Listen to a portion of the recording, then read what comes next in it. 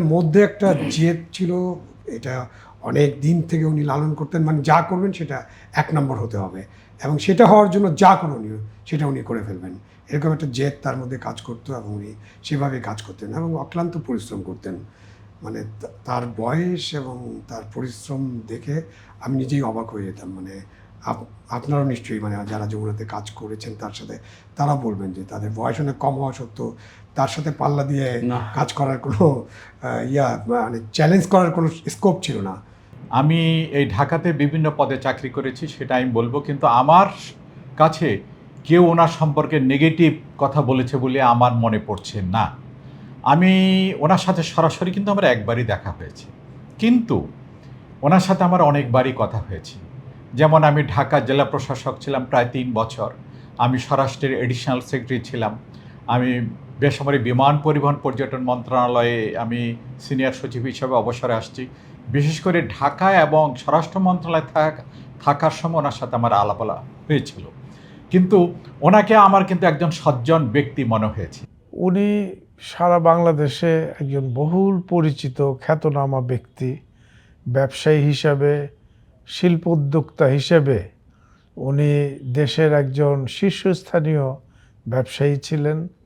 By generation ব্যবসায়ী না, নিজের কর্মদক্ষতায়, নিজের সৃজনী শক্তিতে, নিজের কর্মস্পৃহায় উনি দেশের একজন বড় পর্যায়ের ব্যবসায়ী হিসেবে, শিল্প উদ্যোক্তা হিসেবে নিজেকে প্রতিষ্ঠিত করেছিলেন। ব্যবসা বাণিজ্য আলোচনা সমালোচনায় বিভিন্ন সময়ে তার নাম জেনেছি, কিন্তু চাকরিতে থাকার সময় একদিন উনি অ্যাপয়েন্টমেন্ট করে আমার সঙ্গে দেখা করতে আসলেন। তার ব্যবসায় শিল্প এইসব বিষয়ে তার একটু বোধহয় সমস্যা হচ্ছিলো, এটা দেখার জন্য বা বোঝার জন্য। তো উনি আসলেন, তো আমি দেখলাম যে যেভাবে শোনা যায় তিনি সেইভাবে আমার সামনে অ্যাপিয়ার হননি। একটা হাস্যোজ্জ্বল মানুষ, প্রথমে সালাম দিলেন, ভাই বলে, আমি বললাম বসেন বসেন, কিন্তু তারপরে ওনার যে সমস্যাগুলো উনি বললেন, আমি দেখলাম যে একটা মানুষকে কনভিন্স করার জন্য যতগুলি যোগ্যতা থাকার দরকার তার সবই ছিল। তা আমি মনে করি যমুনার বাবুল সাহেবকে ভালো লাগে, প্রথমত সে একজন বীর মুক্তিযোদ্ধা। উনি তিলে তিলে উনি একটি শিল্প প্রতিষ্ঠান গড়ে তুলেছেন, যে প্রতিষ্ঠানে লক্ষ লক্ষ শ্রমিক কাজ করে।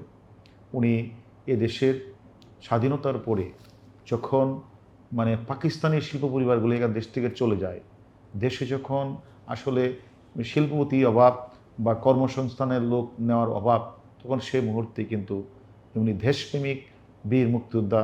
এবং আমি মনে করি যে উনি অত্যন্ত একটা সাহসী মানুষ ছিলেন। যদি উনি সাহসী না থাকতেন তাহলে এমনভাবে উনি এতগুলি প্রতিষ্ঠান গড়ে তুলতে পারতেন না।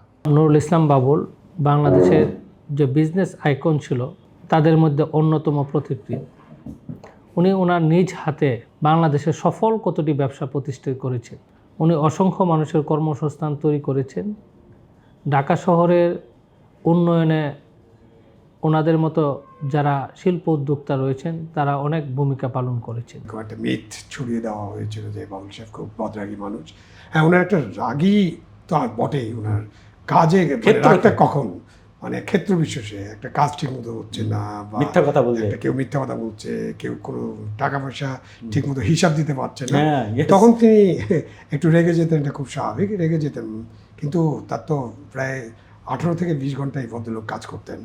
ওই মুহূর্তগুলো তো জাস্ট কয়েক মুহূর্ত। আপনি জানেন, আমরা যারা প্রশাসনে কাজ করি বা এইসব পদে থাকি, প্রত্যেক মানুষ সম্পর্কে কিন্তু আমাদের একটা রিডিং থাকে। তাদের সম্পর্কে তাদের সাথে আমাদের কথা হয়, তাদের বিষয়ে আমরা জানি।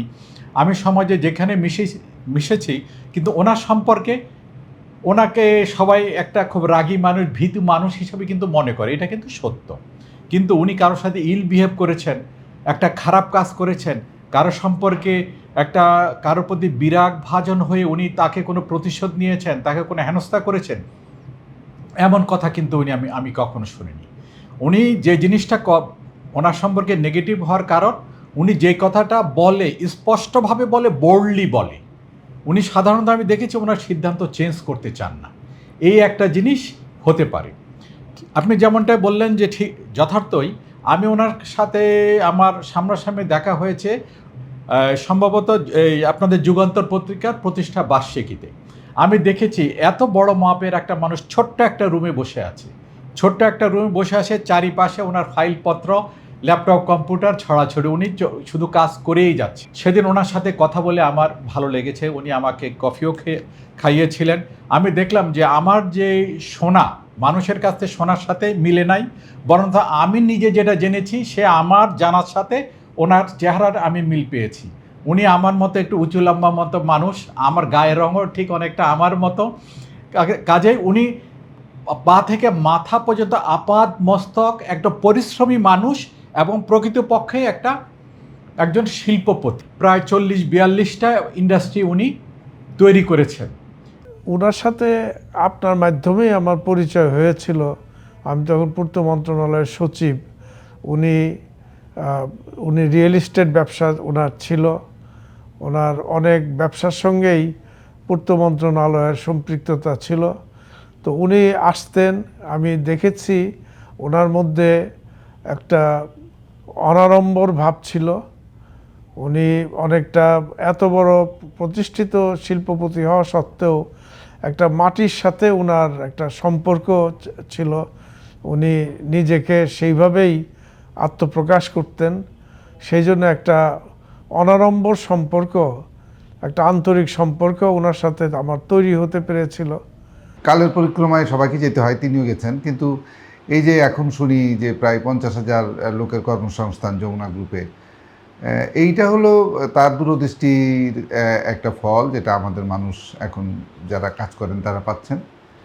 এবং আমি বলবো যে মোটের উপরে উনি একজন উদ্ভাবনী শক্তির মানুষ, মানুষের জন্য কাজ করা উনি পছন্দ করতেন। আমি কথাবার্তায় আরও 2-1বার বিভিন্ন অফিসিয়াল কাজে বা মিটিংয়ে দেখা হয়েছে। আমি তার প্রশংসাই করি এবং প্রার্থনা করি আল্লাহ যেন তাকে বেহেশত নসিব করেন। বিভিন্ন কাজের সূত্রে উনি আমাদের কাছে এসেছেন। আমরা ওনাদের আমন্ত্রণে ওনাদের অনেক প্রকল্প আমরা ভিজিট করেছি। আমার কাছে লক্ষণীয় হলো যে ওনার যে ব্যবহার, উনি একজন মুক্তিযোদ্ধা, দেশপ্রেম, নিজের দেশকে ভালোবাসতেন।